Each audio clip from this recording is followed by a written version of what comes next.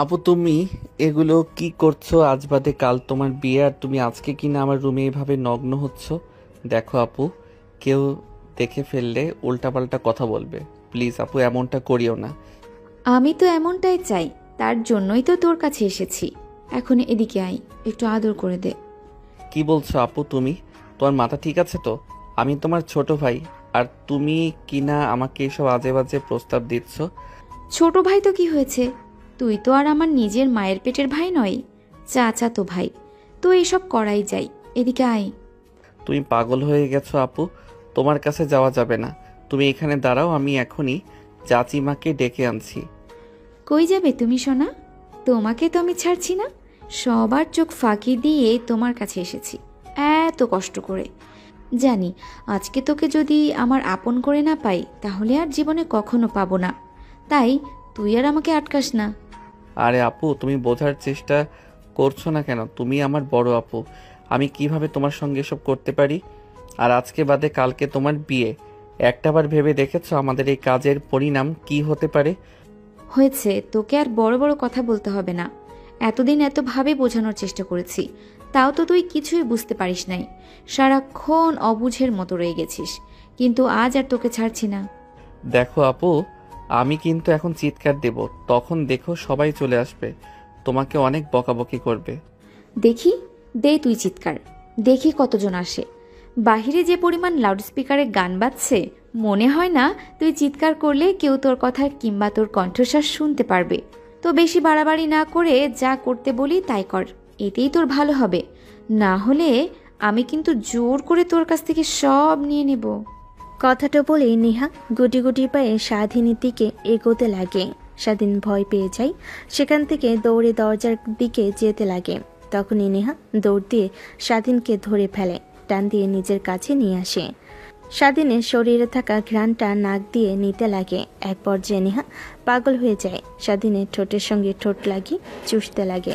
স্বাধীন অবাক হয়ে বড় বড় দৃষ্টিতে তাকিয়ে থাকে। নেহা তার বাঁধ ভেঙে স্বাধীনের ঘাড়ে কপালে কিস করতে লাগে। নেহা তার শরীর থেকে এক এক করে শাড়ি গহনা খুলতে লাগে। স্বাধীন তার আয়ত্তের বাইরে চলে যায়, নেহাকে কোলে তুলে নেয়। নেহা বুঝতে পারে তাকে আর কিছুই করতে হবে না, যা করার স্বাধীনই করবে। সে চুপ হয়ে যায়। স্বাধীন নেহাকে নিয়ে খাটের উপর শুয়ে পড়ে, নেহার শরীরে কিস করতে লাগে। নেহা কেঁপে কেঁপে উঠতে লাগে। এই দিনটার জন্য এতদিন ধরে অপেক্ষায় ছিলাম, কিন্তু তুই তো কিছুই বুঝতে পারলি না। তোকে এত করে বললাম, এতবার বোঝালাম, তাও কিছুই বুঝলি না। বারবার বলেছিস আমি তোর বড় আপু। কেন রে, চাচাতো বোনকে কি বিয়ে করা যায় না? এটা কি কোনো হাদিসে আছে যে চাচাতো বোনকে বিয়ে করা যাবে না? কতজন না করে, আর আমরা করলেই দোষ? সমাজের মানুষ দেখতে পারবে না, নানান কথা বলিস তুই। চুপ থাকো তো, যা করছি এখন করতে দাও। আজে বাজে কথা বলো না, যা ভাবার তা পরেও ভাবা যাবে। নেহা বুঝতে পারে স্বাধীন আর তার মধ্যে নেই। তখনই পাশ থেকে নেহা তার ফোন নিয়ে কয়েকটা ভিডিও আর ছবি তুলে নেয়। মুচকে একটা হাসি দিয়ে স্বাধীনের সঙ্গে রেসপন্স করতে লাগে। দুজনে মেতে যায় এক আনন্দের মুহূর্তে। সেইভাবে অনেকটা সময় পার হয়ে যায়। বাইরে লাউড স্পিকারের শব্দে যেন নেহার আর্তনাদ স্বাধীনের কানে পৌঁছে না। এক পর্যায়ে ক্লান্ত হয়ে নেহার উপরে শুয়ে পড়ে। নেহা পরম আবেশে স্বাধীনের বুকে মাথায় হাত বুলিয়ে দিতে লাগে। খুব তো বড় বড় কথা বলছিলি যে বড় আপু কখনোই এক হবার নয়, এখন তো ঠিকই কাছে পেয়ে সব কিছু ভুলে আদর করলি। আপু, তুমি আমার সঙ্গে কাজটা মোটেও ঠিক করো নাই। যা করেছো এর জন্য তোমাকে পস্তাতে হবে। আর এখন কি হবে তোমার স্বামী যদি তোমাকে না মেনে নেয়? যদি কোনো ভাবে বুঝতে পারে যে তুমি আগে থেকেই। চুপ, একদম চুপ। আমার স্বামী কে হবে তুই ছাড়া? সেই ছোট্ট থেকেই তোকে দেখে এসেছি, ভালোবেসে এসেছি। তোকে না পেলে এই জীবনটা রেখে কী লাভ? আবার ভাবলাম আমার জীবন আমি নিজে গুছিয়ে নেব, তাই তো তোর সঙ্গে জোর করে এই কাজটা করলাম। এখন চুপচাপ থাক, আর বাকি কি করতে হবে সেটা আমি করব, শুধু তুই দেখে যা। মানে? স্বাধীনের কথা শেষ না হতেই দরজায় কে যেন কড়া নাড়ে। স্বাধীন চমকে নেহার উপর থেকে উঠে পড়ে। নেহার দিকে তাকিয়ে লজ্জা পেয়ে যায়, কারণ তার আর নেহার শরীরে বিন্দুমাত্র পোশাক নেই। নেহা স্বাধীনের লজ্জামাখা মুখ দেখে মুচকি একটা হাসি দেয়। স্বাধীন উঠে তড়িঘড়ি করে পোশাক পরিধান করতে লাগে। অন্যদিকে অনবরত দরজায় কর্নারের বেগ বাড়তে লাগে। আপু এখন কি হবে বাহিরে? মনে হচ্ছে অনেকে আছে, এখন কি করব আমি? তুমি উঠে কোথাও লুকিয়ে যাও। আমি কেন লুকাবো? তোর যদি ইচ্ছা হয় তুই লুকা, আমি এখানেই শুয়ে থাকবো। আর যা করেছিস, বিন্দুমাত্র শক্তি নেই এখান থেকে উঠে কোথাও যাওয়ার। স্বাধীন বুঝতে পারে না কি করবে। তার কান্না আসতে লাগে। দৌড়ে নেহার কাছে গিয়ে পা জড়িয়ে ধরে আর কান্না করতে লাগে আর বলতে লাগে, আপু প্লিজ তুমি কিছু একটা করো। আমার দেখে যা মনে হচ্ছে বাহিরে অনেক মানুষ এসে দাঁড়িয়েছে, লাউড স্পিকারটা বন্ধ হয়ে আছে মনে হয়।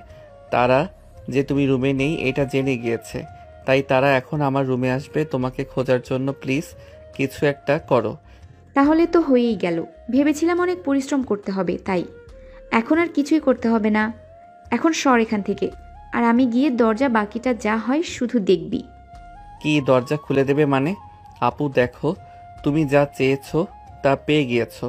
এখন তোমার মতি গতি আমার একদমই ঠিক লাগছে না। প্লিজ তুমি এখান থেকে যেভাবেই হোক আমাকে বাঁচাও। আমি কথা দিচ্ছি তুমি যা চাইবে আমি তোমাকে তাই দেব। আমি কিছুই চাই না, শুধু তোকে চাই, আজীবনের জন্য, আমার করে, আমার জীবন সঙ্গী হিসেবে।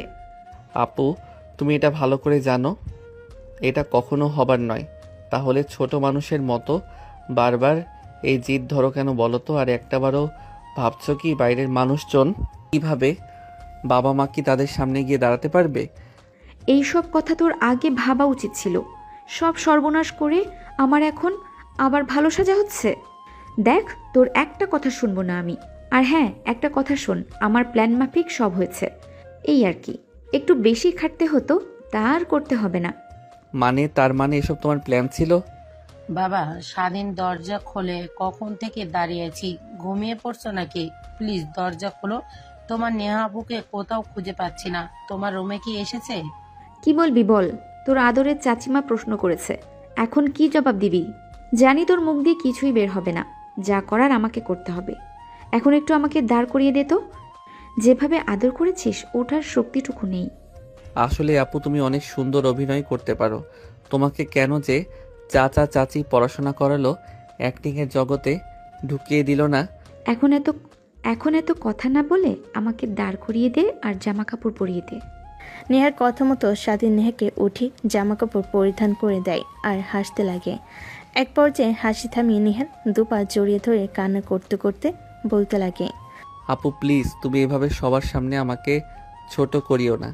আমি মানুষের সামনে মুখ দেখাতে পারবো না। আর আমার সুন্দর একটা ক্যারিয়ার আছে। তুমি কি চাও তোমার কারণে আমার ক্যারিয়ারটা নষ্ট হয়ে যাক? এখন এসব বলে কোনো লাভ হবে না। তোকে তো আর কম বোঝায়নি, কম বলিনি। আমি তোকে ভালোবাসি, কিন্তু তুই তো আর আমার কোনো কথাই শুনলি না। এখন চুপচাপ যা হয় মুখ বুজে সহ্য করে নে। আর যদি মুখ খুলেছিস তাহলে এই দেখ ভিডিও আর পিক। এখানে আমি কিছুই করিনি, আমি শুয়ে আর্তনাদ করছি, আর তুই অনবরত আমাকে আদর করে চলেছিস, আমার কোনো কথাই শুনছিস না। স্বাধীনের হাত থেকে ফোনটা কেড়ে নেয়। দেখে ভিডিও। স্বাধীন দেখে অবাক হয়ে যায়। সে ভাবতে পারে না নেহা এমন একটা কাজ করবে। চলো চলো দৃষ্টিতে নেহার দিকে তাকায়। ঠিক তখনই দরজা ভেঙে হুড়মুড়িয়ে রুমের ভিতর প্রবেশ করে অনেকেই। স্বাধীন চমকে এরকম হয় অবাক হয়ে যায়। পিছনে ঘুরে দেখে সবাই দাঁড়িয়ে আছে।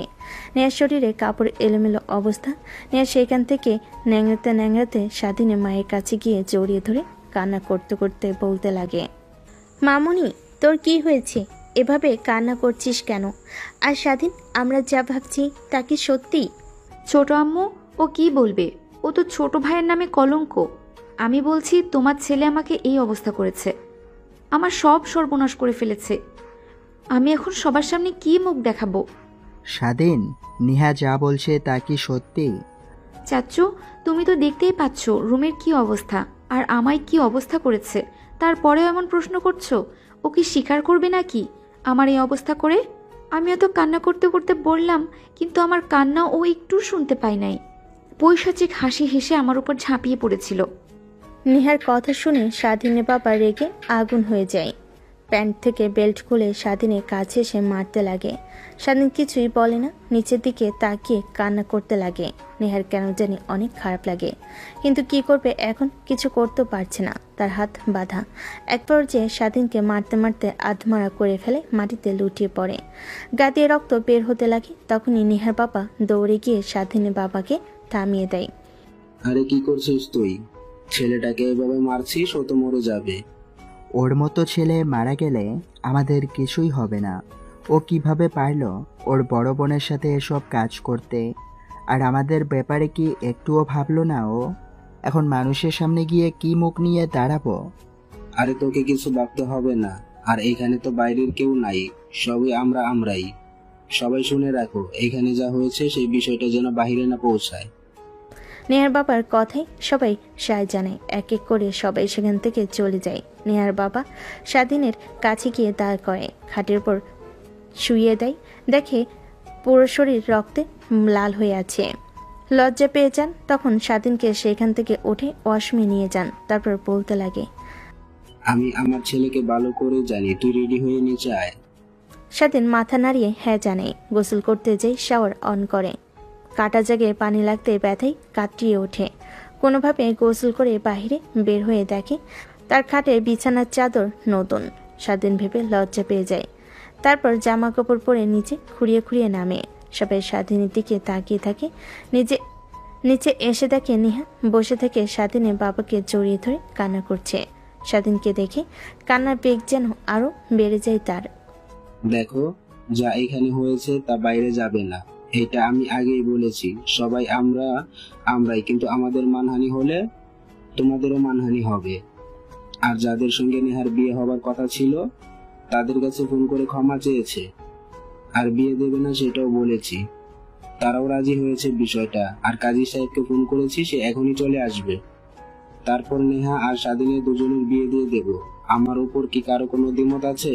সবাই তো বলবে, না ভাই, আপনি যা ভালো মনে করবেন তাই করেন, আমাদের কোনো দ্বিমত নেই। ওর মতো কুলাঙ্গার সন্তান এরকম করে কখনো ভাবতেও পারে নাই। যদি জানতাম তাহলে জন্মের পরপরই ওকে মেরে ফেলতাম।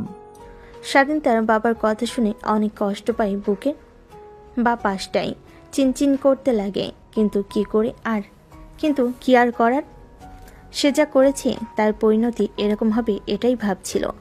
স্বাধীন সবার থেকে দৃষ্টি সরিয়ে নেহার দিকে তাকায়। দেখে তার ঠোঁটের কোণে হাসি রেখা। স্বাধীনের রাগ হতে লাগে আর ভাবতে লাগে, তোকে আপু বলতে লজ্জা হচ্ছে আমার। ছোট ভাইয়ের সঙ্গে এসব করে এখন আবার হাসা হচ্ছে সবার সামনে। নির্লজ্জের মতো কিভাবে বলল তখন কথাগুলো। আমার তো ভাবতেও গা শিউরে উঠছে। আমাকে বিয়ে করা, তাই না? এর পরিণতি তোকে হাড়ে হাড়ে টের পাইয়ে দেব। আমার যেমনটা ভালো রূপ দেখেছিস তার থেকে ভয়ঙ্কর কিছু তোকে দেখাবো। Just wait and see. কথাটা ভেবে স্বাধীন তার মুখের হাসি রেখা টানে। নেহার চোখের আড়াল হয় না। নেহা ভয় পেয়ে যায়, কারণ সে ভালো করে জানে স্বাধীন তাকে এত সহজে ছেড়ে দেবে না। একটু পর কাজী সাহেব চলে আসে। তারপর নেহা আর স্বাধীনের বিয়ের কার্যক্রম শুরু হয়। বাড়িতে এখনো বেশি কেউ আসেনি, শুধু কাজের লোকেরা আর নেহার বাবা মা, স্বাধীনের বাবা মা আর স্বাধীনের বোন, শুধু এরাই। তারপর কাজী সাহেব বিয়ে পড়িয়ে বাসা থেকে চলে যায়। তারপর সবাই যে যার কাজে চলে যায়। স্বাধীন আর ভালো লাগে না। বসার রুম থেকে উঠে ছাদে চলে যায়। নিচের দিকে তাকিয়ে থাকিয়ে দেখে দোকানের ছেলেরা সিগারেট জ্বালিয়ে খাচ্ছে। তখনই তার মনে পড়ে তার বন্ধুদের কথা। তারা বলতো মনের দুঃখ আর কষ্টগুলো সিগারেট জ্বালিয়ে খেলে দূর হয়ে যায়। তাই দৌড়ে নিচে নেমে দোকান থেকে 2 প্যাকেট সিগারেট কিনে আবার ছাদে আসে। তারপর ছাদের এক কোণায় দাঁড়িয়ে সিগারেট জ্বালিয়ে খেতে যাবে। তখনই কাশি হতে লাগে। এক পর্যায়ে স্বাধীন ঠিকমতো সিগারেট খেতে লাগে। এক এক করে প্যাকেট খালি করে দেয়। তখনই পেছন থেকে কেউ তার কাঁধে হাত রেখে। স্বাধীন পেছনে ফিরে দেখে তার মা। আর কি আমাদের কাছ থেকে লুকিয়ে করছিস তুই? সবার সামনে বলতাম বড় গলা করে আমার ছেলের মতো ছেলেই হয় না, সব থেকে ভালো, কোনো মেয়ের দিকে বাজে নেশাই আসক্ত না। আর সেই ছেলে কিনা তার বড় আপুকে আমার ভাবতেও না হচ্ছে। এখন আবার সিগারেটও খাস। মা, তুমি কি সত্যি বিশ্বাস করেছো আমি নেহা আপুর সঙ্গে এসব করতে পারি? আমি স্পষ্ট নেহার শরীরে তোর কামড়ের দাগ দেখেছি, আবার খাটের উপর বেশ নাই রক্তের, সেটাও লাগানো ছিল। তাহলে কি এসব মিথ্যা? তুই বলতে চাচ্ছিস যে নেহা মিথ্যা কথা বলে তোকে ফাঁসিয়েছে? না মা, আমি এটা বলতে চাইনি। আমি বলতে চেয়েছি যে চুপ, একদম চুপ। তুই আর একটা কথা বলবি না। তুই নেহা মামুনির মতো একটা মেয়েকে মিথ্যা অপবাদ দিচ্ছিস। তোকে আমাদের ছেলে বলতে লজ্জা হচ্ছে। তাই আমি আর তোর বাবা ঠিক করেছি আমাদের যা সম্পত্তি আছে সব নেহা মামুনিকে লিখে দিব। কারণ তুই কখনো নেহা মামুনিকে ভালোবাসবি না, আর মারধরও করতে পারিস যেন তা না করিস তার জন্য। স্বাধীন তার মায়ের কথায় ঠোঁটে এক চিমটে হাসি রেখা টানে। পুনরায় সিগারেট বের করে ধরতে যাবে, তখনই স্বাধীন মা ঠাস ঠাস করে স্বাধীনকে থাপ্পড় দিয়ে সেখান থেকে চলে আসে। স্বাধীনের চোখ দিয়ে দুফোঁটা অস্ত্র বের হয়ে মাটিতে পড়ে। স্বাধীন তার হাতের উল্টো পিঠ দিয়ে চোখ মুছে ফেলে। পুনরায় সিগারেট জ্বালিয়ে খেতে লাগে আর ভাবতে লাগে। বাবার কাছ থেকে দূরে সরিয়েছিস, মার কাছ থেকে দূরে সরিয়ে দিলে, আবার সম্পত্তি থেকেও দূরে সরিয়ে দিলি। এই বাসা থেকে খুব দূরত্বেই চলে যেতে হবে, না হলে সবার অবহেলার শিকার হতে হবে। স্বাধীন কথাগুলো ভাবছিল, তখনই পেছন থেকে কেউ তাকে ডাকতে লাগে। স্বাধীন পেছনের দিকে তাকিয়ে দেখে নেহা দোলনায় বসে থেকে তাকে ডাকছে। স্বাধীন পেছন ফিরে তাকাতেই নেহা হাসি দিয়ে বলতে লাগে, তোকে আগেই বলেছিলাম আমাকে মেনে নিয়ে বিয়ে কর, কিন্তু আমার তো কোনো কথাই তুই শুনলি না। বড় আপু কখনো এসব হওয়ার নয়, সে তো বিয়েই করলি সবার সামনে নিচু হয়ে। এখন এদিকে আয়। ভালোই করেছিস তুই, তোকে আপু ভাবতেও লজ্জা হচ্ছে আমার। আমি তোর মতো একটা মেয়েকে আপু বলেছিলাম। আমার মা বাবার কাছ থেকে আমাকে দূরে সরিয়েছিস, আবার সয় সম্পত্তি থেকেও তোর তো স্বপ্ন যা ছিল পূরণ হয়ে গেল। আমাদের সম্পত্তি, তাই না? মা বলে গিয়েছে বাবা নাকি উকিলের সঙ্গে কথা বলেছে, খুব শীঘ্রই তার সয় সম্পত্তি সব তোর নামে লিখে দিবে। কথাটা বলে স্বাধীন সেইখান থেকে চলে যায়। নেহা অবাক হয়ে যায়, কারণ স্বাধীনের মুখ থেকে তুই কথাটা শুনবে কখনো ভাবতেও পারে নাই। অন্যদিকে স্বাধীন তার রুমে গিয়ে ভাবতে লাগে কি করবে এখন সে। এই বাসাতে থাকলে তো তার অবহেলার শিকার হতে হবে, এর থেকে দূরে থাকলেই ভালো। কিন্তু তার কাছে তো অত টাকা নেই। সে বেলকনিতে চলে যায়, ফোন বের করে তার বন্ধুকে ফোন করে। আসলে সরি রে, আজকে যেতে পারলাম না। তোকে কথা দিচ্ছি আগামীকাল ঠিকমতো তোর বাসায় চলে আসবো। আজ কাজ থেকে আসতে পারিনি। রাগ তোর সরি, আমার এইদিকে জীবন নিয়ে টানাটানি, তুই তোর সরি লাগাচ্ছিস কেন রে? তোর আবার কি হয়েছে? তোর চাচাতো বোনের বিয়ে, আনন্দ খুশি করবি, সেখানে আবার তোর জীবন নিয়ে টানাটানি মানে? আরে বলিস না, তোকে যে অনেকবার বলেছিলাম না যে নেহা আপু আমাকে ভালোবাসে। বারবার সে কথা বলে, কিন্তু আমি তো তোকে বোনের নজরে ছাড়া দেখি না, তাই। তারপর স্বাধীন তার বন্ধুকে শুরু থেকে শেষ পর্যন্ত বলে। স্বাধীনের বন্ধু স্বাধীনের কথা শুনে অবাক হয়ে যায়। তাহলে এখন তুই কি করবি? ভাবছি যে বাড়ি থেকে দূরে কোথাও চলে যাব, নিজের মতো করে বাঁচতে শিখব। দেখ, তুই যে ভাবে বলি, এতে আঙ্কেল আন্টির কোনো ভুল, কারণ তাদের মাথার জায়গায় যে কেউ থাকলে একই চিন্তা মাথায় আসতো তাদের। এর থেকে আমি বলি কি সব ঠিক হয়ে যাবে। কিছুই ঠিক হবে না। আচ্ছা ফোন রাখি, রুমে কে যেন এসেছে। কথাটা বলে স্বাধীন পিছন ফিরতে দেখে নেহা দাঁড়িয়ে আছে। ব্যালকনিতে দাঁড়িয়ে কার সঙ্গে কথা বলছিলি? আমি রুমে আসার সাথে সাথেই ফোন কেটে দিলি আর বললি যে কে যেন এসেছে, ফোন কেটে দাও। কই, মানে কেউ না, এক ফ্রেন্ডের সঙ্গে কথা বলছিলাম। ফ্রেন্ডের সঙ্গে কথা বল আর যার সঙ্গে কথা বলিস, একটা কথা মাথায় রাখিস, তুই কিন্তু এখন বিবাহিত, কোনো মেয়েদের সঙ্গে রিলেশন রাখা যাবে না। আর যদি দেখি তাহলে ছোট বাবা আর ছোট মাকে সব বলে দেব, তখন দেখব তোকে কি অবস্থা করে তারা। স্বাধীনের নেহার কথা যেন কেমন লাগে, তাই বেলকনি থেকে রুমে আসতে যাবে অমনি নেহা পিছন থেকে স্বাধীনের হাত চেপে ধরে। স্বাধীন পেছনে তাকিয়ে দেখে নেহার রাগী দৃষ্টিতে তাকিয়ে আছে।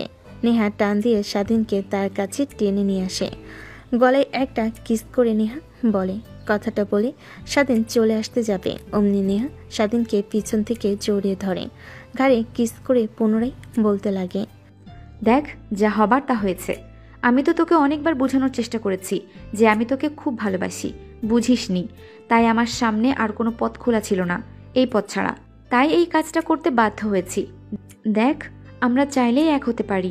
বিশ্বাস কর, তোকে অনেক অনেক ভালোবাসি, যা বলে কখনো বোঝাতে পারবো না।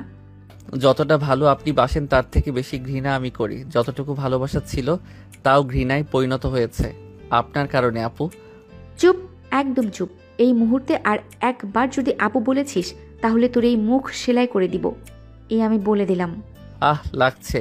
কি শুরু করেছেন আপনি? হ্যাঁ, কিছু বলি না বলে যা ইচ্ছা তাই করবেন আমার লাইফ, আমি আমার মতো চলবো, আপনি আপনার মতো জোর করে বিয়ে করেছেন, তার মানে এই না যে স্বামীর অধিকার পাবেন না আমার কাছ থেকে। দেখো, যদি ভালোই না বাসো তাহলে আমাকে মেরে ফেলে দাও প্লিজ। এভাবে অবহেলা করিস না। জানিস তো তোর অবহেলা আমাকে কতটা ভেঙে দেয়। যখন কলেজে দেখতাম তুই অন্য মেয়ের সঙ্গে হেসে কথা বলছিস তখন বুকটা ফেটে যেত, কিন্তু কিছু করতে পারতাম না, কারণ আমার তো সেই অধিকার ছিল না। বাট এখন তো আছে। নেহার কথা শুনে স্বাধীনের রাগ উঠে যায়। নিজেকে আর কন্ট্রোল করতে না পেরে নেহার গালে ঠাস ঠাস করে থাপ্পড় লাগিয়ে দেয়। নেহা অবাক হয়ে দুহাত দিয়ে গাল চেপে ধরে স্বাধীনের দিকে তাকিয়ে থাকে। কথাটা বলে নেহা চিৎকার করতে লাগে। তখনই সবাই রুমে চলে আসে।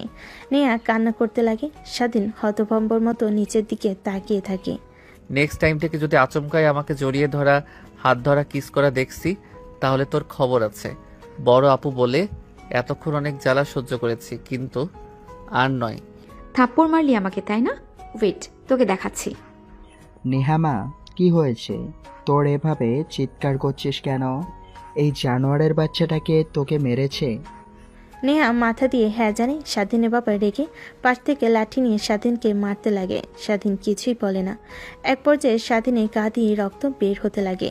নেহার বাবা স্বাধীনের বাবার কাছে গিয়ে স্বাধীনকে মারতে বারণ করে। আরে কি করছিস তুই? এইভাবে মারলে ছেলেটা তো মারা যাবে। এখন অন্তত স্যার দেখ, গা দিয়ে রক্ত বের হচ্ছে। এই জানোয়ারটার কত বড় সাহস! তাকে তো আমাদের মান সম্মান ধুলোয় মিশে দিয়েছে, এখন আবার নেহা মামনিকে ধরে মারছে। ভাইয়া, তুমি প্লিজ কিছু বলো না। একে না মারলে এ সোজা হবে না। অনেক হয়েছে, আর মারতে হবে না, যা আমি বুঝিয়ে বলছি। তারপর রুম থেকে এক এক করে সবাই বের হয়ে যায়। নেহার বাবা স্বাধীনের কাছে এসে ওকে উঠিয়ে সোফায় বসে ফার্স্ট এড বক্স বের করে স্যাবলন নিয়ে কাটা স্থানে লাগিয়ে দিতে দিতে পাশে নেহা দাঁড়িয়ে তাকে দেখতে থাকে। নেহারও কেমন জানি খারাপ লাগে। নেহার বাবা স্বাধীনকে স্যাবলন লাগাতে লাগে আর বলতে লাগে, দেখ বাবা, তুই ভুল করেছিস। তুই তো জানিস ছোট অনেক রাগী, ওর রাগ উঠে গেলে আমাকেও ছেড়ে দেয় না। সেইখানে তো তুই ছেলে মাত্র।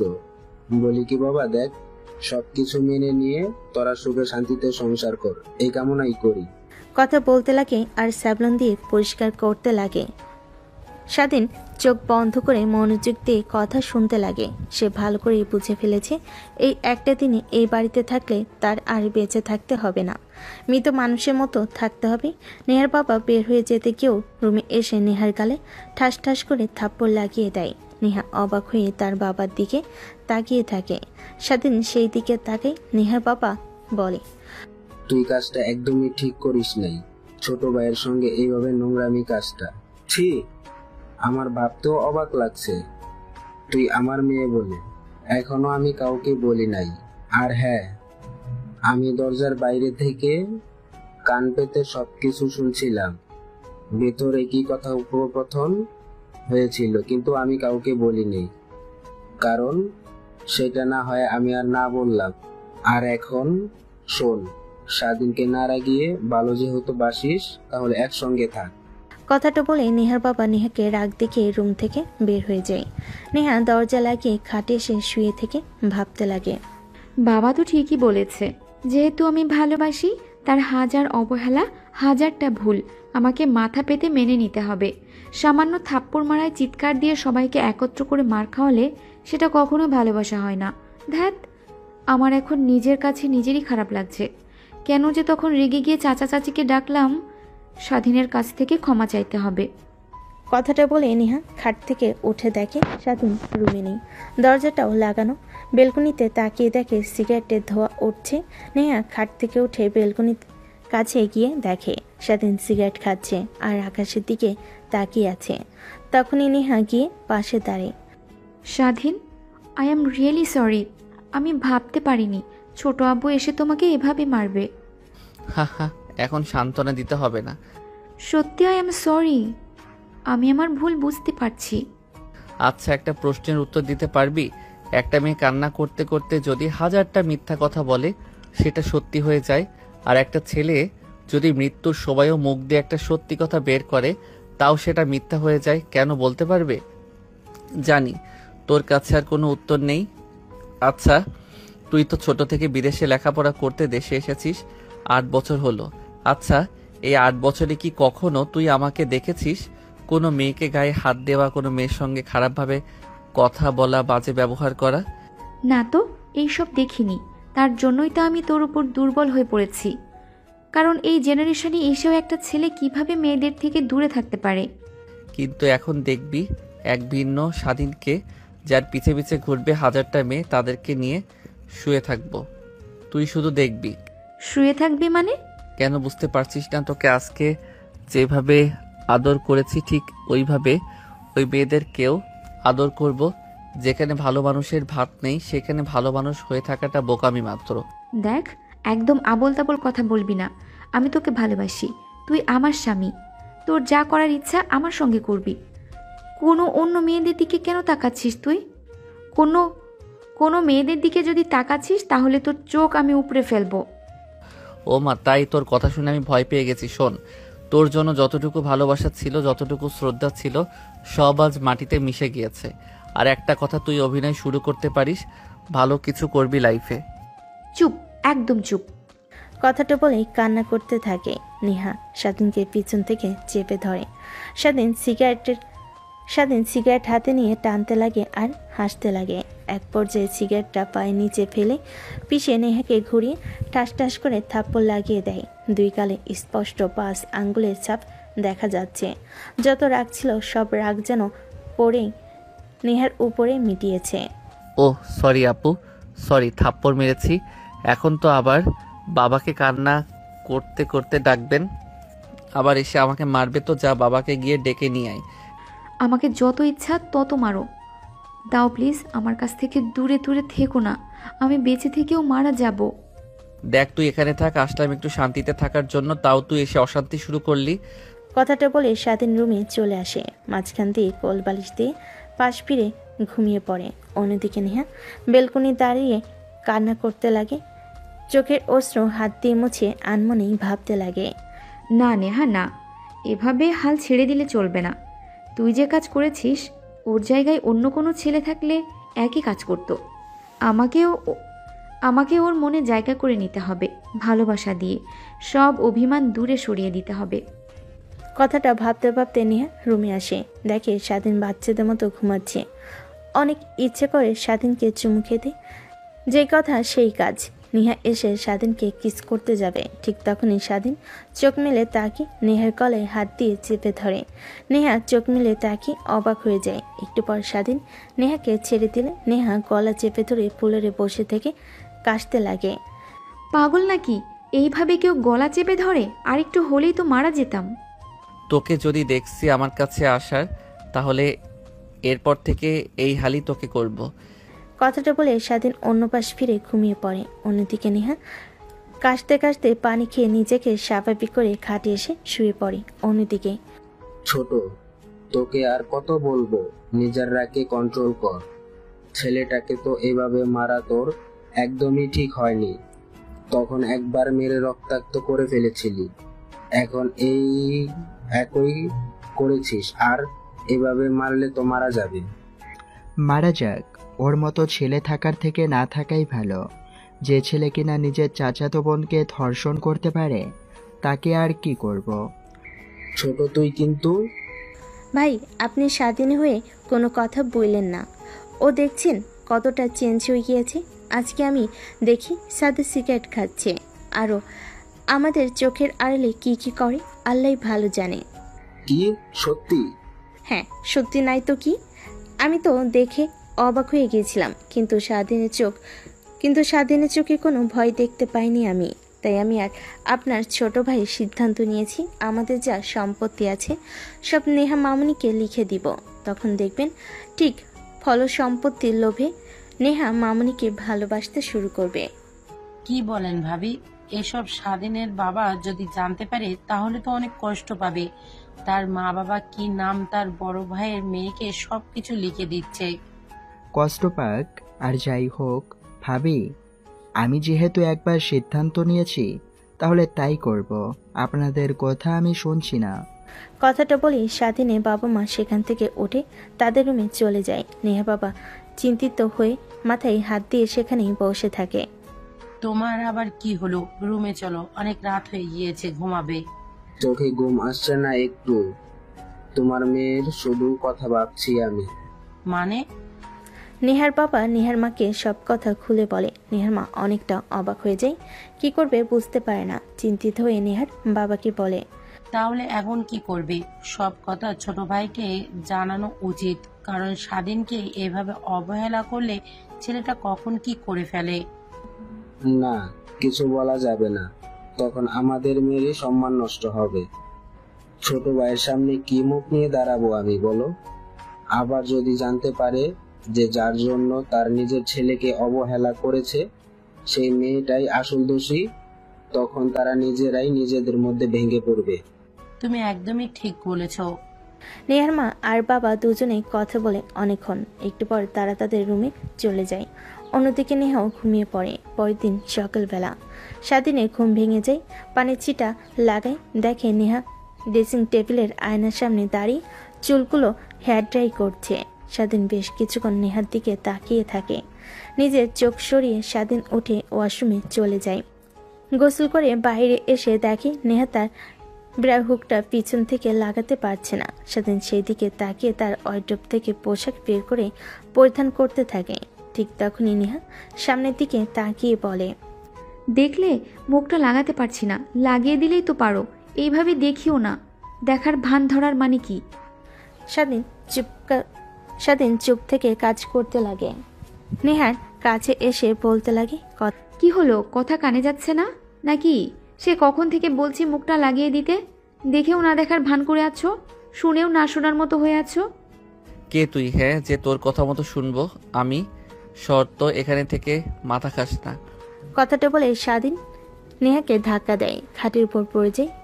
তাল সামলাতে না পেরে নেহা খাটের এক কোণায় লেগে মাথা ফেটে রক্ত বের হতে লাগে। সেদিকে স্বাধীনে কোনো তাল না দিয়ে ড্রেসিং টেবিলের সামনে দাঁড়িয়ে পোশাক ঠিক করতে লাগে, চুলগুলো স্টাইলিশ করতে লাগে। চোখ থেকে চশমা খুলে রেখে ব্যাগটা কাঁধে নিয়ে বের হয়ে যায়। নেহা অবাক হয়ে স্বাধীনের দিকে তাকিয়ে থাকে।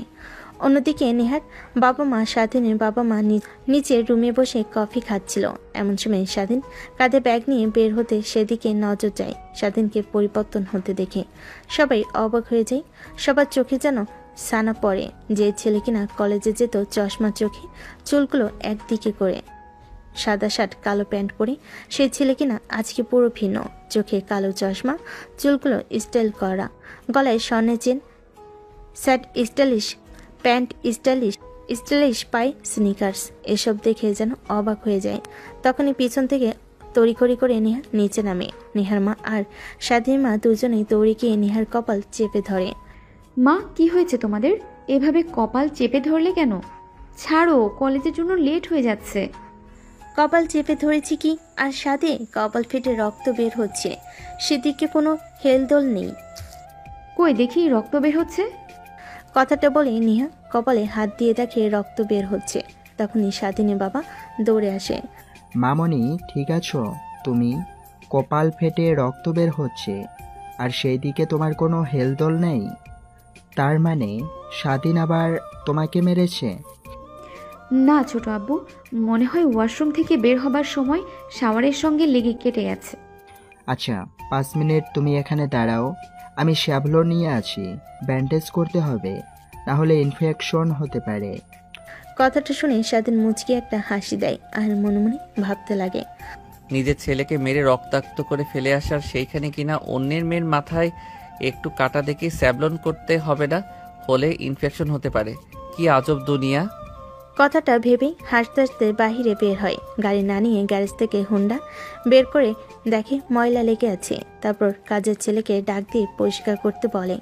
পরিষ্কার করা শেষ হলে স্বাধীন মোটরসাইকেল নিয়ে কলেজে চলে যায়। কলেজের গেট দিয়ে ফুল স্পিডে মোটরসাইকেলে কলেজে প্রবেশ করে সবাই অবাক হয়ে তাকিয়ে থাকে। স্বাধীন নামতেই সবাই যেন আরও অবাক হয়ে যায়। পার্কিং লটে গাড়ি রেখে স্বাধীন আসতে যাবে অমনি তার বন্ধুরা সামনে এসে দাঁড়ান। কিরে ভাই, তুই ঠিক আছিস তো? নাকি নাকি তুই অন্য কেউ? আমার তো মনে হয় না তুই স্বাধীন। মনে না হলে অন্য কিছু নাম রেখে দে, সমস্যা নেই। বাট এত পরিবর্তন, বিষয়টা কেমন যেন লাগছে না? কারণ কি? কোনো কারণই নেই, শুধু দেখে যা। এতদিন আমার শান্ত চেহারাটা দেখেছিস, এখন দেখবি এক অন্য স্বাধীনকে। বুঝতে পেরেছি, ভাবির সঙ্গে সমস্যা হয়েছে, তার জন্য এত স্টাইলিশ হয়ে আসা, যেন তোকে দেখে আরও অনেক মেয়ের লোক দেয়। এটা দেখে যেন ভাবি রেগে ফায়ার হতে থাকে। হোয়ার ইজ ভাবি? ওইটা জাস্ট মিস্টেক, আর আমি তাকে বউ হিসেবে মানি না। আর শোন একটা কথা, আমার আর নেহার যে বিয়ে হয়েছে এটা যেন কলেজের কেউ জানতে না পারে। যদি জানতে পারে তাহলে তোর খবর আছে। বুঝতে পেরেছি। এখন আর এত অভিনয় না করে চল ক্লাসরুমে যাই, এমনিতে অনেক দেরি হয়ে গেছে। আচ্ছা চল। তারপর স্বাধীন আর স্বাধীনের বন্ধু দুজনে তাদের ক্লাসের রুমের দিকে যেতে লাগে। রাস্তায় সবাই মেয়েরা স্বাধীনের দিকে ট্যাপ ট্যাপ করে তাকিয়ে থাকে, সবাই যেন এক ভিন্ন স্বাধীনকে দেখছে। অধিকাংশ মেয়ে এসে স্বাধীনের সঙ্গে কথা বলতে লাগে, স্বাধীন তাদের সঙ্গে মিষ্টি করে কথা বলতে লাগে। স্বাধীনের বন্ধু পাশ থেকে অবাক হয়ে যায়। এক পর্যায়ে ক্লাসরুমে গিয়ে বসে পড়ে। তখনই স্বাধীনের পাশে একটা মেয়ে এসে বসে পড়ে। স্বাধীন কিছুই বলে না। অন্যান্য দিন যদি মেয়ে এসে বসতো, স্বাধীন উঠে অন্য তখনই মেয়েটি স্বাধীনের দিকে হাত বাড়িয়ে দেয়। তার hello, my name is Faria. আমার নাম স্বাধীন। বলতে হবে না, পুরো কলেজের সবাই তোমার নাম জানে এবং তোমাকে চেনে। ও আচ্ছা তাই। স্বাধীন মেয়েটার সঙ্গে কথা বলতে লাগে। পাশে থাকা তার বন্ধু তাকিয়ে শুধু দেখে চলেছে। একটু পরে ক্লাসরুমে স্যার চলে আসছে। স্যার ক্লাস করাচ্ছে, ওইদিকে স্বাধীন কোনো মনোযোগ নেই। ফোন বের করে কানে হেডফোন দিয়ে ফোন দেখছে। স্যার এটা দেখে রেগে যায়। স্বাধীনের কাছে আসে। এই ছেলে, তুমি কে? তোমার এত বড় সাহস? ক্লাসরুমে ক্লাস চলছে আর তুমি কিনা ফোন বের করে ফোন দেখছো? এখনই বের হয়ে যাও ক্লাসরুম থেকে। স্যার কথা শুনে স্বাধীন মুখ তুলে তাকায়। স্যার স্বাধীনকে দেখতে পেয়ে অবাক হয়ে যায়। মানে তুমি হঠাৎ স্বাধীন, তোমরা যেন পরিবর্তন। ক্লাসরুমে বসে থেকে মোবাইল দেখছো, পড়ায় মনোযোগ দাও, না হলে ক্লাসরুম থেকে বের হয়ে যাও। আমি ক্লাসরুমে বসে থাকবো আর মোবাইল দেখবো, দেখি আপনি আমার কি ক্ষতি করতে পারেন। তাই স্বাধীনের কথা শুনে স্যার অবাক হয়ে যায়। সে ক্লাস না করে ক্লাসরুম থেকে বাইরে চলে যায়। সবাই উঠে স্বাধীনকে নিয়ে কথা বলতে লাগে। স্বাধীনের আর কিছু ভালো লাগে না, তাই ক্লাসরুম থেকে বের হয়ে কলেজের পাশে লেকের পাড়ে গিয়ে বসে থাকে। তখনই সেই ক্লাসের মেয়েটা স্বাধীনের পাশে বসে। কি হয়েছে তোমার? তোমার এত পরিবর্তন, আগে তো এমন ছিলে না। স্যারদের কথা মতো চলতে, স্যারেরা কিছু বললে তার উত্তর দিতে না, আর এখন কি না তুমি। বাট এখন কিন্তু তোমাকে আরো ভালো হ্যান্ডসাম লাগছে। নাকি? হ্যাঁ, সত্যি অনেক সুন্দর লাগছে। মানে তোমাকে একটা কথা বলবো, অনেকদিন হলো বলা হচ্ছে না। আমি তোমাকে ভালোবাসি। কি? কথাটা বলে মেয়েটা চোখ বন্ধ করে ফেলে। স্বাধীনের ঠোঁটে পৈশাচিক হাসি হেসে মেয়েটাকে তার কাছে টেনে নিয়ে আসে। অন্যদিকে একজন নজর যে স্বাধীনের দিকে ছিল, সেই দিকে তার কোনো হেলদোল নেই। আমিও ভালোবাসতে পারি, আমার কিছু শর্ত আছে, যদি শর্ত মানতে পারো তাহলেই। বলো বলো, আমি তোমার 1000টা শর্তেও রাজি আছি। 1000টা নয়, শুধু একটাই শর্ত, আমি যখন তোমাকে ডাকবো তখন আমার কাছে আসতে হবে এবং আমার সঙ্গে শুতে হবে। রুম ডেট কিংবা লিভিং রিলেশনশিপ, যাই বলো। স্বাধীনের কথা শুনে মেয়েটা স্বাধীনকে ছেড়ে দিয়ে দাঁড়িয়ে পড়ে। স্বাধীনকে ভালোভাবে পর্যবেক্ষণ করতে লাগে। সমস্যা নেই, আমার শর্তে রাজি না হও তুমি তোমার পথ দেখতে পারো, আমি অন্য কাউকে বেছে নেব। আমি রাজি, কিন্তু হট করে যদি পেটে বেবি চলে আসে তখন কি হবে? সেটা আমার উপর ছেড়ে দাও, তোমাকে এই নিয়ে ভাবতে হবে না। মেয়েটার সম্মতি শুনি স্বাধীন মেয়েটার হাত ধরে টান মারে। মেয়েটা এসে স্বাধীনের উপর পড়ে যায়। স্বাধীন মেয়েটাকে ধরে কিস করতে যাবে, তখনই পিছন থেকে নেহার ভারী গলার শব্দ পায়। স্বাধীন, কি হচ্ছে এসব? কি হচ্ছে দেখতে পাচ্ছেন না? দেখি ও না দেখার ভান ধরে আছেন। সরেন তো এখান থেকে, আমরা একান্ত সময় পার করব, আর আপনি এসে ব্যাঘাত ঘটাচ্ছেন। ব্যাঘাত মানে? কলেজে কি তুই একাই আবাসিক হোটেল বানিয়ে ফেলবি নাকি? ও আচ্ছা, আপু ভালো একটা কথা বলেছেন। আবাসিক হোটেল, চলো যাই আমরা আবাসিক হোটেলে যাই। এখানে কেউ আবার দেখে ফেলবে, তখন সমস্যা হতে পারে। তুমি যেখানে নিয়ে যাও, আমার এতে কোনো দ্বিমত নেই। আবাসিক হোটেলে যাবি মানে? আর এই যে এই মেয়ে, তোমার কি লজ্জা শরম কিছুই নাই? একটা ছেলেকে নিয়ে আবাসিক হোটেলে যাবে, সেটা আবার বড় গলা করে বলছো আমার সামনে? কে তুমি যে তোমার সামনে বলা যাবে না? আর জান, এটা কে? সরাও তো, চলো। হ্যাঁ চলো। কোথাকার কোন পাগলি এসেছে? কথাটা বলে স্বাধীন মেয়েটাকে জড়িয়ে ধরে হাঁটতে লাগে। নেহার রাগে বাঁধ ভেঙে যায়। স্বাধীনের কাছ থেকে মেয়েটাকে সরিয়ে স্বাধীনকে থাপ্পড় দিতে যাবে, এর আগে স্বাধীন নেহার হাত ধরে ফেলে। অনেক অন্যায় সহ্য করেছি, কিন্তু আর নয়। কি পেয়েছেন আপনি? আমার জীবনটাকে তো নষ্ট করে ফেলেছেন, এখন আবার এসেছেন মায়া দেখানোর জন্য। লাগবে না, চলে যান। আমি আমার মতো সব গুছিয়ে নেব। আর নেক্সট টাইম থেকে যদি আমার কোনো বিষয়ে হস্তক্ষেপ করতে দেখি তাহলে আপনার খবর আছে। বড় আপুর জন্য শুধু এইটুকুই বললাম, নেক্সট টাইম থেকে কিছু বলবো না। দেখো, আমি তো সরি বলছি। আমি তোকে ভালোবাসি। তোকে পাওয়ার জন্য একটাই মাধ্যম ছিল আমার কাছে, তাই আমি এই কাজটা করেছি। প্লিজ আমাকে ক্ষমা করে দে। ক্ষমা? তাও আবার আপনাকে? প্রশ্নই আসে না। এখন সরেন তো, অনেক মুড হচ্ছে। আমি তো আছি না, আমি তোর। বাকিটা কথা শেষ করতে না দি স্বাধীন নেহার মুখ চেপে ধরে নেহার কানে কাছে মুখ নিয়ে গিয়ে পিসপিসিয়ে বলে, যা বলতে গিয়েছিল ওইখানে স্টক, আর কথা যেন ফেরে না হয়। কথাটা বলে স্বাধীন সেইখান থেকে মেয়েটাকে নিয়ে চলে যায়। স্বাধীনের অনেক খারাপ লাগে, কিন্তু নেহাকে কষ্ট পেতে দেখে অনেক ভালো লাগে। সে বুঝতে পারে নেহাকে এইভাবে শাস্তি করতে হবে। একটু পর গাড়িটা একটা আবাসিক হোটেলের সামনে দাঁড় করে দেখতে পাই পিছন থেকে নেহার গাড়িও আসছে। স্বাধীন পৈশাচিক হাসি হেসে মেয়েটাকে কোলে করে কাউন্টার থেকে একটা রুমে চাবি নিয়ে চলে যায়। নেহা এটা দেখে নিজেকে আর কন্ট্রোল করতে না পেরে কান্না করতে লাগে। কান্না করতে করতে বাসায় চলে যায়। অন্যদিকে স্বাধীন রুমের দরজা খুলে ভিতর ঢুকে দরজা লাগিয়ে দেয়। মেয়েটাকে খাটে ফেলে দেয় স্বাধীন। বেলকনিতে গিয়ে সিগারেট ধরে।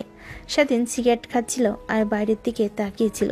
মেয়েটা অনেকক্ষণ হলো স্বাধীনকে আসতে না দেখে উঠে বেলকনিতে গিয়ে স্বাধীনের পাশে দাঁড়ায়। স্বাধীন সিগারেট খাচ্ছিল। মেয়েটা স্বাধীনের হাত থেকে সিগারেট কেড়ে নিয়ে খেতে লাগে। উফ জান, তুমি এখানে? আমার তো অনেক মুড হচ্ছে, চলো না। তোমাকে অনেক কাছে পেতে ইচ্ছে করছে। অনেক দিনের শখ আজ পূর্ণ হতে চলেছে আমার। তাই বুঝি? হ্যাঁ, আর কতদিন পর আমাকে তুমি বিয়ে করবে, তোমার পরিবারের সামনে নিয়ে দাঁড় করাবে? মেয়েটার কথা শুনে স্বাধীন হাসতে লাগে। মেয়েটা অবাক হয়ে যায়। হাসতে হাসতে রাগী দৃষ্টিতে মেয়েটার দিকে তাকায়। মেয়েটা অবাক হয়ে যায়। স্বাধীন দিকে মেয়েটার গলা চেপে ধরে খাটে নিয়ে গিয়ে ফেলে দেয়। মেয়েটা অনবরত কাশতে লাগে। এক পর্যায়ে স্বাধীন ছেড়ে দিয়ে বলতে লাগে, বিয়ে, তাও আবার তোদের মতো পতিতা মেয়েদেরকে? হাসালি তুই। তোকে তো পরীক্ষা করছিলাম। কচি মেয়ে, বিয়ের আগে তার শরীর দিতে পারে সেই মেয়ে, আর কি কি পারে তার না বললাম। কিন্তু তুমি তো বলেছো তোমার সঙ্গে না রুম ডেট করলে তুমি আমাকে গার্লফ্রেন্ড হিসাবে মেনে নেবে না। ওইটা তো শুধুমাত্র তোকে পরীক্ষা করার ওই মাত্র। আর শোন, আমার কথাটাও বলতে গিয়েও স্বাধীন বলতে পারে না। মেয়েটাকে ছেড়ে দেয়। স্বাধীনের কাছ থেকে ছাড়া পেয়ে মেয়েটা কাশতে লাগে। পাশ থেকে ব্যাগ আর ওনা নিয়ে ভালোভাবে নিজেকে জড়িয়ে নেয়। স্বাধীন সোফায় বসে আরেকটা সিগারেট বের করে খেতে লাগে। তখনই আবার মেয়েটাকে উদ্দেশ্য করে বলতে লাগে, শোন, আমাদের মধ্যে যা হয়েছে তা যেন বাহিরে না পৌঁছায়। আর বিশেষ করে যদি নেহা তোকে কিছু বলে তখন বলবি যে আমি তোকে রুম ডেট করে ছেড়ে দিয়েছি। আরও বলবি আমার এক মেয়েকে পছন্দ হয় না, 1000টা মেয়ে লাগে। বুঝতে পারছিস আমার কথা?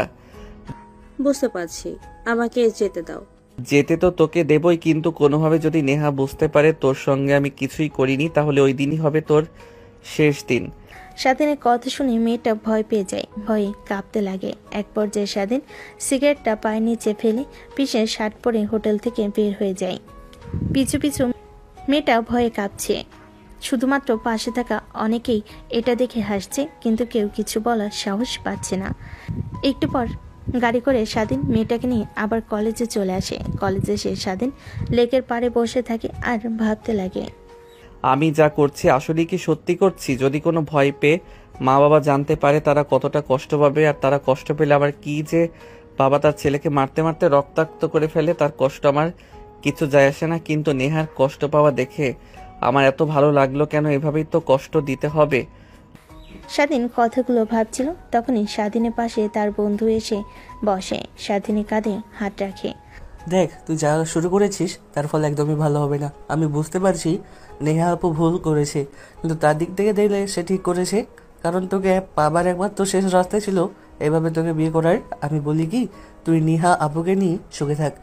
তুই দেখ, তুই যে মেয়েটার সাথে কথা বললি ও অনেক বাজে একটা মেয়ে, এদের পাল্লায় বললে তোর জীবন নষ্ট হয়ে যাবে। জীবন তো এমনিতেই নষ্ট হয়ে গেছে, আর আছে কি বল? তারপর স্বাধীনের বন্ধু স্বাধীনকে গাড়ি করে বাসায় চলে আসে। দেখে সবাই ড্রয়িং রুমে বসে আছে। স্বাধীন তার রুমের দিকে যাচ্ছিল, তখনই স্বাধীনের বাবা পিছন থেকে ডাকে। স্বাধীন তাদের সামনে গিয়ে দাঁড়ায়। কলেজে স্যারদের সঙ্গে বেয়াদবি শুরু করেছিস? স্যারেরা ফোন করে আমাকে বলল, এখন তাদের সামনে আমি কি মুখ নিয়ে দাঁড়াবো ভেবেছিস একটাবারও তুই? আরে ছোট, কি শুরু করলি? ছেলেটা আসলো, ওকে ফ্রেশ হয়ে আসতে দে, তারপর কথা বল। ভাই, তোমাদের আশকারা পেয়ে পেয়ে আজ এই এত বড় বেয়াদব হয়েছে। আর নেহা মামুনির সঙ্গে কি করেছিস? ও কলেজ থেকে আসার পর থেকে কান্না করছে রুমে গিয়ে, আমরা ডাকলেও বের হচ্ছে না। কই, আমি তো কিছু করিনি। ক্লাস করতে ভালো লাগছিল না, তাই একটু বাহির দিয়ে ঘুরছিলাম। বাহির দিয়ে ঘুরছিলি নাকি করছিলিস? সব খবর আমার কানে আসে। তোর এত বড় সাহস, বউ রেখে অন্য মেয়েদেরকে নিয়ে আবাসিক হোটেলে যাস? আমার জীবন, আমি যা চাই তা করব, তুমি বলার কে? স্বাধীনের কথা শুনে স্বাধীনের বাবা রেগে যায়। বসা থেকে স্বাধীনের কাছে এসে মারতে লাগে। নেহার বাবা দৌড়ে এসে স্বাধীনের বাবাকে থামিয়ে দেয়। তারপর স্বাধীনকে রুমে যেতে বলে। রুমের সামনে গিয়ে দরজায় কড়া নাড়তেই রুমের মধ্যে থেকে নেহা বলতে লাগে, মা বাবা, তোমাদের না বললাম আমাকে একটু একা থাকতে দাও, আবার এসেছো কেন তোমরা? স্বাধীন বুঝতে পারে না কি জবাব দেবে। তারপর অনবরত দরজায় নক করে চলেছে। নেহার রেগে খাট থেকে উঠে দরজা খুলে দেয়। সামনে স্বাধীনকে দেখতে পেয়ে চোখ মুছে দরজা থেকে সরে দাঁড়ায়। স্বাধীন ভিতরে এসে ব্যাগটা ছুঁড়ে মারে। তারপর ওয়ার্ডরোব থেকে জামাকাপড় নিয়ে ওয়াশরুমে চলে যায়। একটু পর ওয়াশরুম থেকে বের হয়ে ড্রেসিং টেবিলের সামনে বসে পড়ে। আয়নার দিকে তাকাতেই রাগ উঠে যায়। আয়নাতে একটা ঘুষি মারতেই আয়না চূর্ণ বিচ্ছিন্ন হয়ে যায়। নেহা সেই দিকে তাকায়, দেখে স্বাধীনের হাত কেটে রক্ত নিচে গড়িয়ে পড়ছে টপ টপ করে। নেহা দৌড়ে আসে স্বাধীনের কাছে, হাত ধরে বলতে লাগে, কি করলে এটা তুমি? হাত কেটে রক্ত বের হচ্ছে। প্রত্যুত্তরে স্বাধীন কিছুই বলে না, চুপ করে থাকে। নেহা দৌড়ে ফার্স্ট এড বক্স নিয়ে এসে হাতে স্যাভলন দিয়ে পরিষ্কার করে দেয়। তারপর ব্যান্ডেজ করে দেয়। স্বাধীন তাকিয়ে থেকে শুধু দেখতে লাগে, কিছু বলে না। একটু পর স্বাধীন উঠে সোফায় গিয়ে বসে। নেহা স্বাধীনের পাশে বসে, তাই স্বাধীন উঠতে যাবে অমনি নেহা স্বাধীনের হাত ধরে সোফায় বসিয়ে দেয়। দেখ, আমি জানি আমি যা করেছি তোর সাথে ভুল করেছি, কিন্তু আমি নিরুপায় ছিলাম তখন।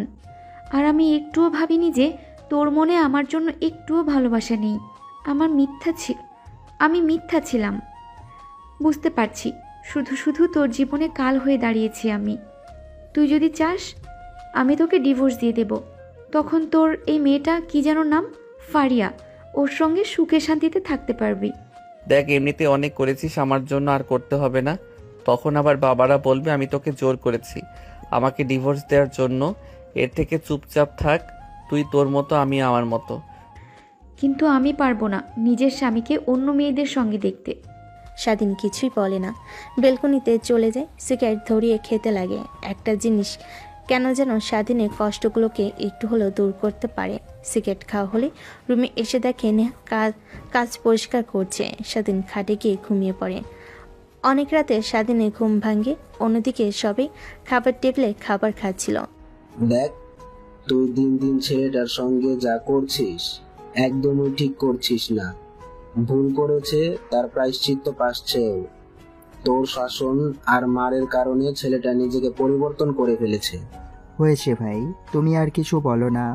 ওর হয়েও দিন দিন বেয়াদব হয়ে গিয়েছে। ওকে এখন যদি শায়েস্তা না করতে পারি তাহলে আর কখনোই পারবো না।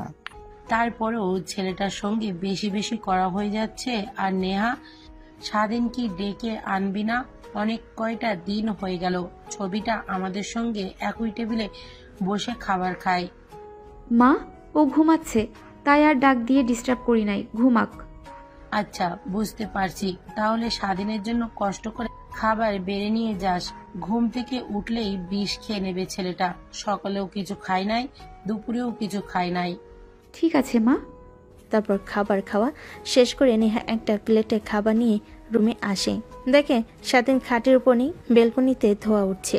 বুঝতে পারে বেলকনিতে দাঁড়িয়ে সিগারেট খাচ্ছে। নেহা খাবারের প্লেটটা টি টেবিলের উপর রেখে দেয়। তারপর পানি আনতে নিচে চলে যায়। পানি নিয়ে এসে দেখে স্বাধীন সোফায় বসে মোবাইল দেখছে। নেহা খাবার প্লেটটা নিয়ে সোফায় বসে। এক লোকমা খাবার তুলে স্বাধীনের দিকে এগিয়ে নিতে মুখ ফিরিয়ে নেয়। আমার সাথে রাগ, আমার সাথে অভিমান, খাবারের সঙ্গে নয়। না খেয়ে খেয়ে নিজের কি বেহাল দশা করে ফেলেছ। দেখো, তুমি যা চেয়েছো তাই হবে। তারপরও প্লিজ এভাবে না খেয়ে সবার সঙ্গে কথা না বলে এভাবে থেকো না প্লিজ। তুমি যদি চাও আমি এই বাড়ি থেকে আবার দূরে কোথাও চলে যাব। তা কিছুই করতে হবে না, আমাকে দেন, আমি নিজেই খেয়ে নিতে পারবো। তোমার তো হাত কাটা, ব্যান্ডেজ করানো, তুমি কিভাবে খাবে? আচ্ছা ওয়েট, আমি চামচ এনে দিচ্ছি। কথাটা বলে নেহা খাবারের প্লেট পাশে রেখে দৌড়ে নিচে চলে যায়। তারপর কিচেন থেকে চামচ নিয়ে রুমে আসে। স্বাধীনকে দিতে স্বাধীন চামচ ধরতে গিয়েও ফেলে দেয়, ঠিকমতো ধরতে পারে না। নেহা এটা দেখে কি করবে খাবার লোকমা করে স্বাধীনের দিকে এগিয়ে দেয়। স্বাধীন আর কিছু না ভেবে খেতে লাগে আর ফোন দেখতে লাগে। তখনই একটা অজানা নাম্বার থেকে ফোন আসে স্বাধীনের কাছে। রিসিভ করে কানের পাশে ধরতে ওপাশ থেকে বলতে লাগে, ছোট লোকের বাচ্চা, তোর এত বড় সাহস, আমাকে বড় বড় কথা বলিস? তুই চিনিস না আমি কে, আমার ভাইকে তুই তাও জানিস না। তুই একটাবার কালকে কলেজে আয়, তারপর তোকে দেখাচ্ছি। কে তুমি আর তোর ভাইকে? আমি মারিয়া। আর তুই ইঁদুরের গর্তে লুকালেও আমার ভাই টেনে বের করে তোকে মেরে ছাড়বে।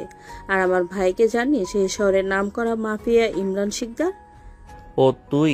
আর কি বললি? ইমরান শিকদার? আচ্ছা ওয়েট, ফোনটা রাখ, আমি তোর ভাই নাকি যেন তোকে ফোন করছি, তার কাছ থেকে আমার পরিচয় জেনে নিস। কথাটা বলে স্বাধীন ফোন কেটে দেয়। পাশ থেকে নেহা সব শুনতে পায় কিন্তু কিছু বলে না। স্বাধীন একটা নাম্বার বের করে ফোন করে, তখনই ওই পাশ থেকে সালাম দেয়। আসসালামু আলাইকুম ভাই, এতদিন পর হঠাৎ আমার কথা মনে পড়লো? আরে না, এমনিতেই। এখন আর এইসব নিয়ে কাজ করে না, ভালো হয়ে গেছি, তার কারণে এতদিন দরকার পড়ে না। আর ফোন করেছে একটা কারণে, তো কি ছোট বোন আছে যার নাম ফারিহা? হ্যাঁ ভাই, আছে তো। তুই হয়তো তোর ছোট বোনের পাশেই বসে আছিস, তুই তাকে বল আমি কে, আমার নাম বল স্বাধীন, তাই বুঝতে পারবে। সময় পেলে তো বোনের কাছ থেকে ক্ষমা চেয়ে নেব, এটাও বল। কিন্তু ভাই কেন? আর আমার বোন কি করেছে? সেটা না হয় তোর বোনের কাছ থেকে শোন, তাহলেই শুনতে পারবি। কথাটা বলে স্বাধীন ফোন রেখে দেয়। কল কেটে ইমরান শিকদার মেয়েটাকে প্রশ্ন করলে সব সত্যি বলে দেয়। ইমরান শিকদার শুনে রেগে যায়, তার বোনের গালে থাপ্পড় লাগিয়ে দেয় আর বলে, দেখো, যা হবার তা হয়ে গেছে। ও তোর শরীরের টাচ করেনি, তুই বেঁচে গিয়েছিস। আর স্বাধীনকে জানিস, এই শহরের নাম করা একমাত্র ছেলে। তার চাচা তার বাবার কোম্পানির বিশাল। আর আগে আমাদের সাথে একই সঙ্গে কাজ করত। আমাদের ভাই ছিল, ছোট হয়েও আমরা তাকে লিডার মানতাম, কিন্তু সময়ে ভালো হয়ে যাওয়ায় কিন্তু আমরা পারি নাই। ভালো হবে, তুই যা হয়েছে সব ভুলে যা। আর যদি পারিস, এখন যে বেয়াদবি করেছিস তার জন্য ক্ষমা চেয়ে নিস। কি বলছো ভাইয়া? তোমার ভয় পুরো শহর কাঁপে, আর তুমি কিনা একটা সামান্য ছেলেকে দেখে ভয় পাচ্ছ? তোমার বোনকে অপমান করেছে, তার প্রতিশোধ তুমি নেবে না? তুই কি চাস তোর প্রতিশোধ নিতে গিয়ে তুই তোর ভাই হারাস? এর থেকে ভালো হবে চুপ হয়ে থাক, যা হবার তা হয়েছে। একটা কালো অধ্যায় ভেবে চুপ হয়ে যা। কথাটা বলে ইমরান শিকদার সেখান থেকে উঠে যায়। মেয়েটা ভাবতে লাগে স্বাধীনের বিষয়ে, মেয়েটার গাও শিউরে ওঠে। অন্যদিকে নেহা পাশ থেকে স্বাধীনের সব কথোপকথন শুনতে পায়, মনে মনে খুশি হয়। নিমিষে খুশির আমেজ তার মুখ থেকে চলে যায়। তারপর স্বাধীনকে খাইয়ে দেওয়া শেষ হলে স্বাধীনকে পানি খাইয়ে মুখ মুছে দিয়ে উঠে যেতে যাবে, তখনই নেহার ওড়না দিয়ে স্বাধীন মুখ মুছে নেয়। নেহা দেখে অনেকটা অবাক হয়, কিন্তু স্বাধীনকে কিছু বুঝতে দেয় না। তারপর প্লেট গ্লাস কিচেন রুমে রেখে সে রুমের মধ্যে চলে আসে। দেখে স্বাধীন বেলকুনিতে দাঁড়িয়ে আছে। নেহার অনেক ইচ্ছে করছে স্বাধীনের পাশে গিয়ে দাঁড়াতে। যে ইচ্ছে সেই কাজ। স্বাধীনের পাশে গিয়ে দাঁড়ায়, স্বাধীনের হাতে হাত রেখে স্বাধীন দেখে মুচকি একটা হেসে কোনো কিছু না বলে চাঁদের দিকে তাকিয়ে থাকে। আর কত ক্ষমা চাইলে আমাকে ক্ষমা করে দিবে? আমি ভুল করেছি, বারবার বলছি তো। তোমার যত ইচ্ছা আমাকে শাস্তি দাও, তারপরেও প্লিজ আমাকে ছেড়ে দূরে চলে যেও না। নেহার প্রতি উত্তরে স্বাধীন কিছুই বলে না, চুপ করে দাঁড়িয়ে থাকে। নেহা বুঝতে পারে আর কিছু হবা নয়। নেহা চলে আসতে যাবে, অমনি স্বাধীন নেহার হাত পিছন থেকে জড়িয়ে ধরে। অবাক হয়ে যায় নেহা, সামলাতে না পেরে স্বাধীনের উপরে গিয়ে পড়ে যায়। স্বাধীন নেহাকে শক্ত করে জড়িয়ে ধরে, নেহার মুখের উপর থেকে চুল সরিয়ে দিয়ে কপালে চুমু দেয়। নেহা কেঁপে ওঠে। স্বাধীন নেহাকে আরও কাছে নিয়ে এসে গভীর স্পর্শ দিতে লাগে। আই এম সরি, এতদিন অবহেলা করে দূরে সরিয়ে রাখার জন্য। এতদিন আমি এক ভুল মোষের মধ্যে ছিলাম যা কেটে গিয়েছে। মানে হলো চেয়েছিলাম তোমাকে কষ্ট পেতে দেখতে, কিন্তু তোমাকে কষ্ট পেতে গিয়ে আমি নিজেই যে কষ্ট পাবো তা কখনো ভাবতেও পারিনি। আর সরি, সব আগের বাধা বিষয় বলে গিয়ে চল নতুন করে দুজনে বাঁচি। সত্যি? সত্যি সত্যি সত্যি, এক সত্যি, দুই সত্যি, তিন সত্যি। এই চাঁদকে সাক্ষী রেখে বলছি, আর কখনোই তোমার এই হাত ছাড়বো না মৃত্যুর আগ পর্যন্ত। কথাটা বলে স্বাধীন নেহাকে কাছে টেনে নিয়ে এসে জড়িয়ে ধরে। সমাপ্ত হয় ভালোবাসার আরও একটি অধ্যায়, যে ভালোবাসা কখনো শেষ হবার নয়।